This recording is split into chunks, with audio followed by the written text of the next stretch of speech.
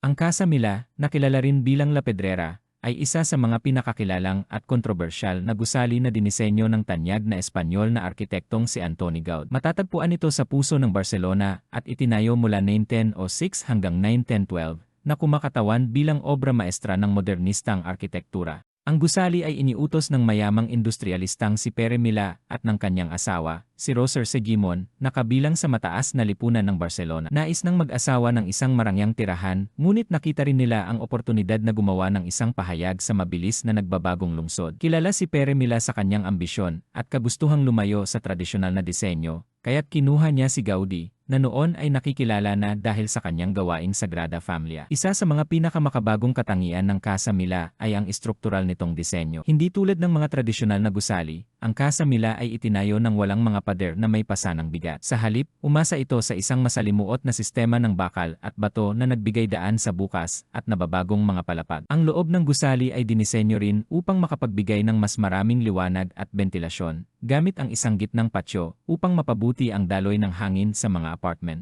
Ang rooftop ng Casa Mila ay isa pang tampok nito, na may mga eskulturang tsimenya at ventilation shafts na kahawig ng mga surrealistang anyo. Ang mga tsimenyang ito, na madalas makita sa mga litrato ng gusali, ay naging simbolo ng natatanging estilo ni Gaudi. Ang alon-alon na bato sa harapan ng Casa Mila ang isa sa mga pinakapansin-pansing katangian nito. Ang disenyo nito, na parang daloy ng mga alon o kurba ng bundok, ay nagbibigay ng impresyon ng galaw at likas na daloy, isang malaking paglayo mula sa matitigas na geometrikong linya ng karaniwang arkitektura sa lungsod noong panahong iyon. Hindi lamang ito pandekorasyon, ang harapan ay may kasamang mga functional na elemento tulad ng mga balkonaheng bakal at grills sa bintana na kahawig ng mga hugis halaman. Ang Casa Mila ay isang estruktural na revolusyon. Gumamit si Gaud ng bakal at bato sa konstruksyon, na nagbigay daan upang magtayo ng gusali na walang mga pader na may pasanang bigat. Ang inobasyong ito ay nagbigay daan sa mga flexible na floor plan, na bihira noong unang bahagi ng ika-20 siglo. Maaaring iangkop ng mga nangungupahan ang kanilang mga apartment ayon sa kanilang pangangailangan, isang disenyong nauuna sa panahon nito at naging daan sa makabagong arkitektura.